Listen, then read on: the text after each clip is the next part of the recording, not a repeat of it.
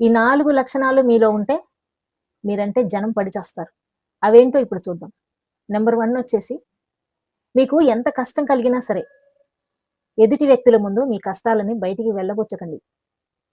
మీ కష్టాన్ని ఎవరు తీర్చరు. మీరే తీర్చుకోవాలన్న విషయాన్ని ఎప్పుడూ గుర్తుపెట్టుకోండి. కనిపించిన ప్రతి వారితోటి మన కష్టం చెప్పినప్పుడు మన విలువ తగ్గిపోతూ ఉంటుంది. కాబట్టి కష్టాన్ని ఎవరితోటి చెప్పకండి. నంబర్ 2 మీరంటే గిట్టని వాళ్ళు మీతో అబద్ధాలు చెప్తున్నారని తెలిసినా సరే, మీరు ఏమాత్రం వాటిని మీరు చెప్పేది అబద్ధం అని చెప్పేసి ప్రశ్నించకండి.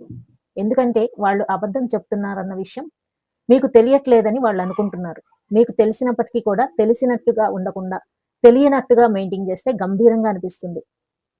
ఇక నంబర్ 3 మీ శత్రువైనా సరే మిమ్మల్ని రెచ్చగొట్టడానికి ట్రై చేస్తూ ఉంటే, రెచ్చిపోవాలని మాత్రం చూడకండి. ఎందుకంటే వాళ్ళ టార్గెట్ కూడా అదే. మిమ్మల్ని రెచ్చగొట్టి, మిమ్మల్ని డౌన్ చేయటానికి చూస్తా ఉంటారు. కాబట్టి మనల్ని ఎవరైనా సరే రెచ్చగొట్టినప్పుడు, మన గురించి మనకు తెలిసినప్పుడు ఎట్టి పరిస్థితిలోనూ మనం రెచ్చిపోయి సమాధానాలు చెప్పాల్సిన అవసరం లేదు. ఇక నంబర్ 4 మిమ్మల్ని చూసి అసూయ పడే వ్యక్తుల ముందు ఎప్పుడూ కూడా చిరునవ్వుతో వ్యవహరించండి. చిటపటలాడుతూ వాళ్ళ కంటి ముందు కనిపించారనుకోండి, మీరేదో కష్టంలో ఉన్నారనుకోని సంతోషించడానికి ట్రై చేస్తూ ఉంటారు.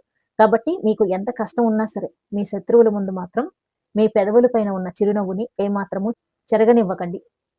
ఈ 4 విషయాలు కనుక మనలో ఉన్నాయనుకోండి, మనల్ని చూసి అవతల వాళ్ళు పడి చస్తారనమాట. ఇట్లాంటి యాటిట్యూడ్ అందరికీ ఉండదు. కొంతమందికి మాత్రమే ఉంటుంది. ఇలా ఉన్నవాళ్ళు చాలా పాజిటివ్‌గా ఉంటూ ఉంటారు.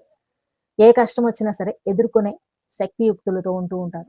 ఇట్లాంటి వాళ్ళని చూసి శత్రువులు కూడా ఏదో ఒక రోజు సరెండర్ అవ్వాల్సిందే గానీ, శత్రుత్వాన్ని పెంచుకోవాలని మాత్రం చూడరు.